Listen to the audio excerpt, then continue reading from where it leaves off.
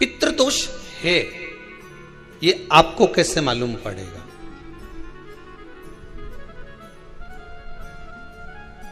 पितृ भूखे हैं इसका तो वर्णन हमने पहले कर दिया कि रात्रि को जब आप सोने के बाद में 1-1.5 घंटे बाद अगर आपकी नींद खुल जाए, 1 घंटा 1.5 घंटा आप सो लिए, उसके बाद जो नींद खुली तो 1-1.5 घंटे तक अगर आपको नींद नहीं आ रही है, रात्रि को सोने के बाद में 1 घंटे बाद जब उठे तो आपको प्यास लग गई,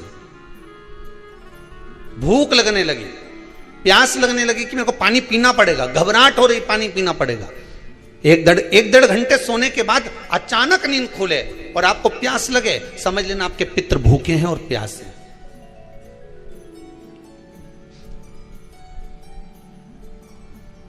वो भूखे और प्यासे हैं, उनको जल की जरूरत है।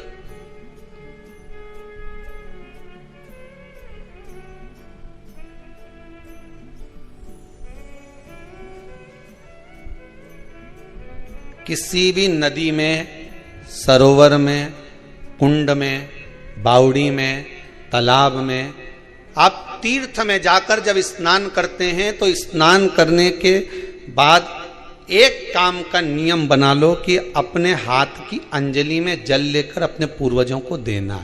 प्यासे रहते हैं, भाग मांगते हैं।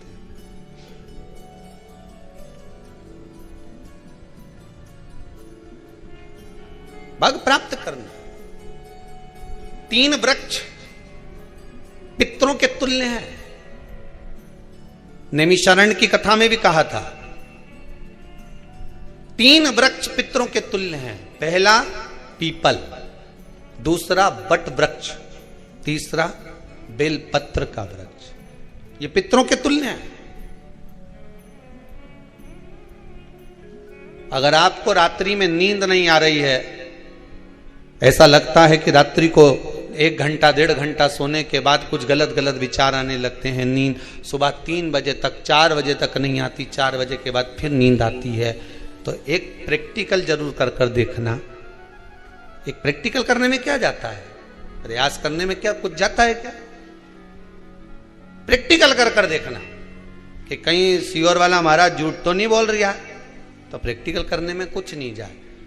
1 लोटा पानी लो, उसमें थोड़ा सा कच्चा दूध डाल लीजिए, श्राद्ध पक्ष चल रहा है, बेलपत्री का पेड़ या पीपल का पेड़ या बट का पेड़, इन पेड़ के नीचे ले जाकर उस दूध को दोपहर में सुबह 10 बजे से लेकर 12 बजे के बीच में ले जाकर चढ़ा दीजिए।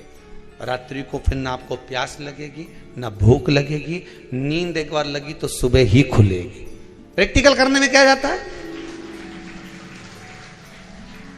पानी डालने में तुम्हारा कुछ जाएगा? अरे बोलो तो सरी, हाँ मैं 10 रुपया का दूध जरूर उसमें, और तुम इतनी चतुर हो, इतना सारा दूध थोड़ी डालोगी, तो 2 गड्ढा लगेगा। कहाँ तुम इतना डालने वाली हो?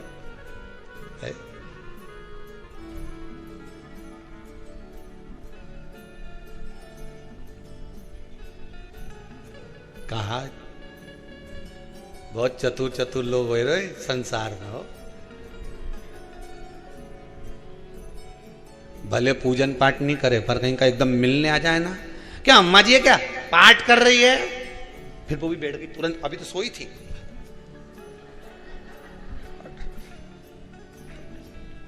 तुरंत। क्या पंडित जी हैं क्या, उनसे थोड़ा काम है, अभी माला जप रहे हैं, मालूम पड़े पंडित जी तो आराम से सेव फल खा रहे थे।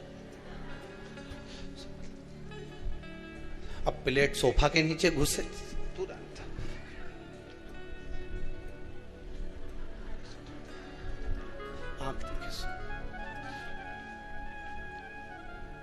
प्रैक्टिकल करने में क्या जाता, कुछ भी नहीं बिगड़ेगा। ये तो बस जल डालोगे तुम्हारा ही कुछ अच्छा हो सकता है, बाबा की कृपा है।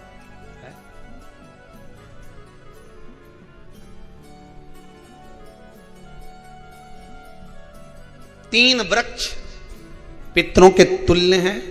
पहला जम के बोलिए पीपल, दूसरा बट वृक्ष, तीसरा बेलपत्री का वृक्ष। 3 पीपल के वृक्ष में 52,000 ब्राह्मण एक साथ निवास करते हैं, इसलिए पितृतुल्य है। बट वृक्ष ब्रह्मा जी के मस्तक से बना, इसलिए पितृतुल्य है। और बेलपत्री का वृक्ष माता पार्वती जी के अश्रु से बना। जब आंसू गिरे थे माता जगत जननी जगदम्बा पार्वती के, उस समय पर पितृलोक में हलचल उत्पन्न हो गई थी। हमारी नातिन की आंख में आंसू कैसे आ गए? मैनावती की पुत्री है,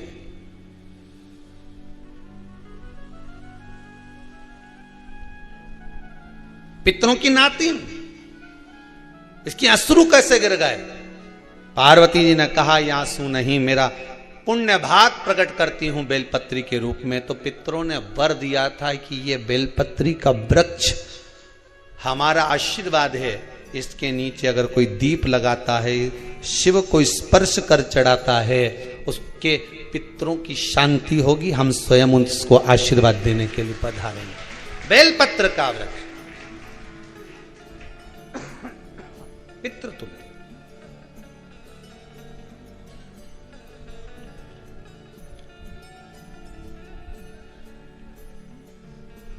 तो रात्रि को अगर भूख लग रही है, प्यास लग रही है, तो पितृदोष।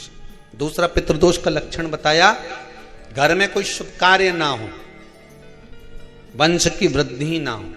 1 रुपये कमाओ, 1.25 रुपये खर्च हो रहे हैं, पैसा 10 जगह से कमाई आ रही है पर घर में टिक नहीं पा रही है, आया गया, पितृदोष।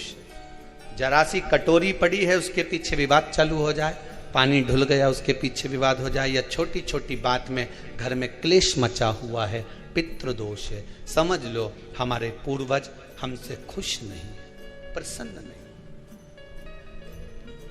कोई कहता है गुरुजी श्राद्ध बड़े बेटे को करना चाहिए कि छोटे को करना चाहिए? शिव महापुराण की कथा कहती है, अगर जायदाद का पूरा हिस्सा बड़े ने लिया हो और तुमने अपनी माता का दूध ना पिया हो तो एक ही को कर लेने दो। अगर माता का दूध पिया है और अगर एक अंगूठी भी ली है, जरा सा एक कपड़ा भी अगर सास का लिया है, तो श्राद्ध तो तुझे करना ही पड़ेगा, करना ही पड़ेगा। तूने मेरा दूध पिया है तो बिल्कुल जम के तो बोलो। अगर तुमने उनका कुछ खाया है तो अब एक काम और हो सकता है, गुरुजी वो श्राद्ध अगर हम नहीं करें और बड़े भैया करें और हम उन्हीं के यहाँ चले जाएं तो चले जा, मना कौन कर रहा है? पूड़ी का तेल तू ले जा, खीर का दूध 2 थैली तू खरीद के ले जा। जितना वहां वो सेवा करे उतनी सेवा तुम करो। गलत है क्या? जायदाद का भी तो हिस्सा किया था। सुई की नोक के बराबर नहीं धुआं ने, ईंट इधर खसकी है तो हमारी इधर खसका दीजिए। हमारी बसियत में इतना लिखा है तो फिर बसियत में ये भी लिख के जाना चाहिए था। मैं तो कहूँ सबके तुम डरो मत ही रहे एक भी। जब छोरा छोरी के जब सब सामान प्रॉपर्टी दो ना, जमीन दो ना, जायदाद दो ना, सारा सामान छोरा छोरी के दो, तो उनके लिख के भी जाओ कि हमारी श्राद्ध कर दे अच्छे से, नहीं तो भूतड़ी बन के सताऊंगी।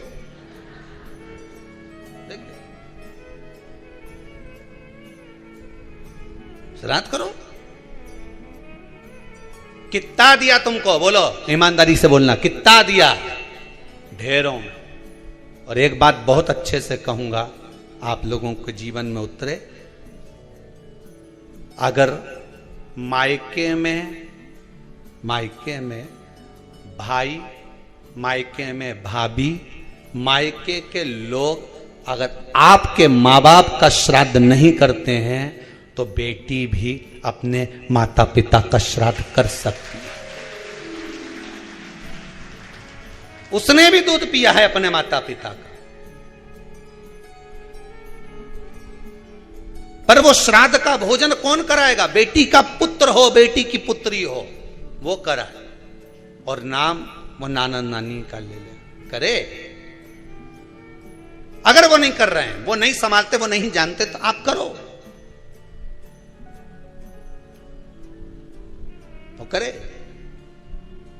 2 भाग होते हैं। जब एक रोटी गाय के मुख में दी जाती है, गाय के मुख में जब हम रोटी देते हैं, एक रोटी जब देते हैं, या तो गाय के मुख में 16 श्राद्ध में जब रोटी देते हैं तो रोटी को बीच में से तोड़कर, रोटी का जो भाग होता है उसको, मतलब ऊपर से फुलका का परत नहीं निकालना है, रोटी जो सीधी सीधी है ना, जैसे ये रोटी है तो इसको बीच में से तोड़ लिया, 2 भाग विभाजित कर लिया, नीचे वाले भाग में भी थोड़ा सा गुड़ शक्कर रख लिया, ऊपर वाले भाग में भी गुड़ शक्कर रख लिया, एक के ऊपर एक रोटी को रख लिया, वो गाय को दी। तो अपन श्राद्ध पक्ष में 2 पूड़ी का प्रमाण है कि गाय को 2 रोटी दी जाती है, कुत्ता को 2 रोटी दी जाती है। 2 पूड़ी रख के देते हो, देते आप लोग तो देते होगे, 2 पूड़ी के ऊपर पूड़ी रखकर, थोड़ा सा मीठा रखकर, नमकीन रखकर, कुत्ते को भी देते, 2 पूड़ी तोड़कर कागा को भी देते। 2 पूड़ी का प्रमाण कहां से आया? 2 भाग रोटी के टुकड़े का प्रमाण कहां से आया? श्राद्ध पक्ष में ही ऐसा क्यों किया जाता है? बाकी के समय पर तो कोई ऐसा 2 पूड़ी का प्रमाण ही नहीं, पर श्राद्ध पक्ष में ये क्यों कहा जाता है कि पूड़ी के ऊपर पूड़ी रख दे, उसमें मीठा रख दे, खीर शक्कर रख दे, गाय को दिया, कुत्ते को दिया, कागा को दिया, ऐसे क्यों कहा जाता है? उसका कारण क्या होता है? उसका केवल एक कारण है, जो नारी ने भोजन का निर्माण करा है, जो घर की बहू भोजन बनाई है, जो घर की बेटी ने भोजन बनाया है, घर की माता ने भोजन बनाया है। महाराज, पिता पुरुष एक कुल को तारता है, बेटी 2 कुल को तारती है। जब श्राद्ध पक्ष में 2 भाग रोटी के कर कर गाय को देती है तो 1 भाग तो उसके ससुराल वालों को मिलता है।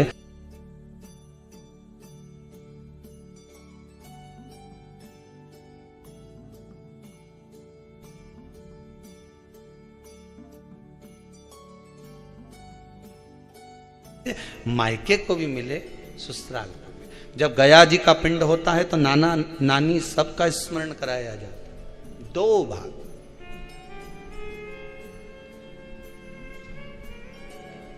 पुण्यता प्राप्त। अब लोगों को मालूम तो है नहीं कि 2 पूड़ी क्यों रखते हैं, उसका कारण वर्णित है शास्त्रों। दोनों पक्ष तारने के लिए, दोनों पक्ष का स्मरण कराने के लिए। महाराज, बिंदु प्रेत योनि में पड़ा, चंचुला देवी उनके मोक्ष का प्रयोजन कर रही है, प्रयास कर। क्या करा जाए कि इनको मोक्ष मिल जाए? कहा शिव महापुराण की कथा। पार्वती मैया की सहेली बन गई और पार्वती मैया ने शिव महापुराण में प्रेत योनि से मुक्त होने के लिए कहा, तुम रुका जी के यहाँ जाओ, देवऋषि नारद के पास जाओ। नारद जी ने तुमरुका जी के पास भेज दिया। क्यों? नारद जी जानते हैं मैं कथा नहीं कह सकता, मैं कथा सुन सकता हूं पर कह नहीं सकता। कहने के लिए मुझे बैठना पड़ेगा, सुनने के लिए हो सकता है कि मैं चले जाऊं, वापिस आकर बैठ जाऊं।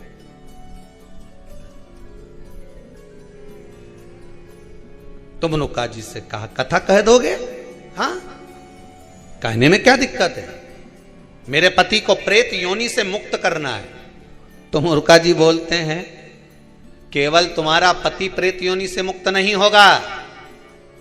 तुमरुका जी ने शिव महापुराण में कहा, सुनो चंचुला देवी, केवल एक व्यक्ति शिव पुराण से नहीं तरता, इस बिंदुक जैसे ना जाने कितने प्रेत इस वायुमंडल में घूम रहे होंगे, ना जाने कितने पितर, ना जाने कितने आहूत, ना जाने कितने वासुक इस वायुमंडल में घूम रहे होंगे। तुम्हारा पति तुमको दिखा नहीं, तुम्हारा बिंदुक तुम्हें कभी नजर आया नहीं, फिर कारण क्या था? बस मन में शांति नहीं है। घर में सारा सुख है पर हृदय में शांति नहीं, समझ लो पितृदोष है। क्या करा जाए? फिर क्या करोगे? महाराज, हृदय शांति, हृदय शांति। केवल एक अकेला बिंदुक शिव महापुराण की कथा सुनकर नहीं तरेगा। तुमरुका जी कहते हैं जिस समय पर मैं शिव महापुराण की कथा कहूंगा, सुनो चंचुला देवी, इस संसार के इस भूमंडल पर मृत्यु लोक में जितने भी जीव इस संसार सागर में भटक रहे होंगे, शिव महापुराण की कथा सुनकर वो भी तर जाएंगे। ये अकेली बिंदुक को तारने वाली नहीं है। इस मृत्यु लोक में जो विराजमान, आज भी नियम है महाराज, श्राद्ध का भोजन टेबल पर नहीं कराया जाता। श्राद्ध का भोजन ब्राह्मण को कुर्सी पर बिठाकर नहीं कराया जाता। श्राद्ध का भोजन किसी जाता। श्राद्ध का भोजन आज भी प्रमाण है कि ब्राह्मण के लिए भूमि पर आसन लगना चाहिए और जमीन पर बैठकर कराना चाहिए। तब क्यों? क्योंकि इस भूमि पर बैठकर जब भोजन कराएंगे, इसी भूमि से ना जाने कितने पितृ गए, कितने तर्पण हुए, कितनी तिलांजलि हुई, इसी भूमि से, इस रज से, इस कण से ना जाने कितने जीव चल गए। अब लकड़ी पर या टेबल पर या कुर्सी पर बैठकर ब्राह्मण को भोजन कराने का प्रमाण नहीं है। अब आपका फैशन ज्यादा हो गया तो बात दूसरी है। पंडित जी ऊपर बैठ के खा लोगे क्या? पंडित जी तो बोल देंगे अच्छा है, खिला दो।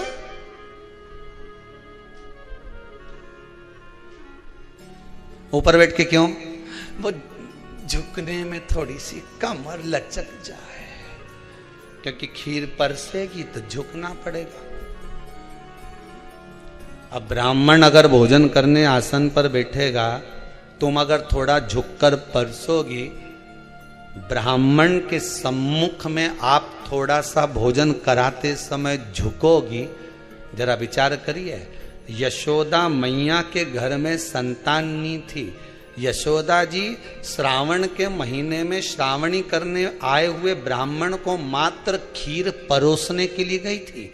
52 साल की उम्र थी, संतान का सुख नहीं दिख रहा था, खीर परोसने के लिए गई। उतनी देर में ब्राह्मणों ने देखा इनके घर में संतान नहीं है, पुत्र भव कह दिया।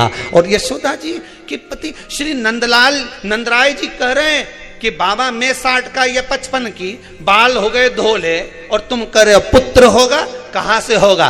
ब्राह्मण कहते हैं ब्राह्मण जब भोजन करता है, भोजन करते समय जब वर देता है, वो वर गलत नहीं हो सकता, कहीं से भी आएगा, पर छोरा तो आएगा। और आया, कहीं से भी आया, पर पुत्र आया, क्योंकि आशीर्वाद दिया था। श्राद्ध पक्ष का भोजन टेबल पर नहीं, कुर्सी पर नहीं, श्राद्ध पक्ष का भोजन ब्राह्मण को आसन लगाकर जमीन पर कराना चाहिए, भूमि पर।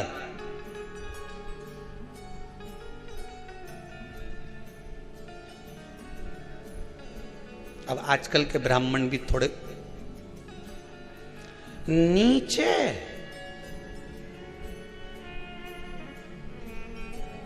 अगर हम टेबल पे ही जिम लें तो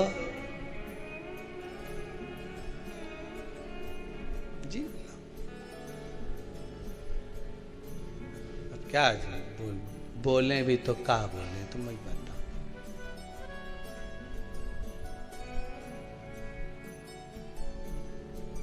थोड़ा सा भाग भूमि का हो महाराज। तर्पण तिलांजलि सब भूमि पर। हम तो जो जजमान हवन करने के लिए भी जो जजमान लोग नाम लिखाए हैं पितरों के लिए, तो हम उनको भी कहते हैं कि कुर्सी पर बैठकर आहुति छोड़ने से अच्छा है आप बैठो मनानी पर, पहले सबसे पहले भूमि पर 10 मिनट बैठो, पर बैठकर आहुति छोड़ो। उसके बाद भले आप स्टूल लगाओ, कुर्सी लगाओ, आपकी मर्जी, पर 10 मिनट 5 मिनट तो आप भूमि पर बैठो उन जीवों के लिए, उन जीवों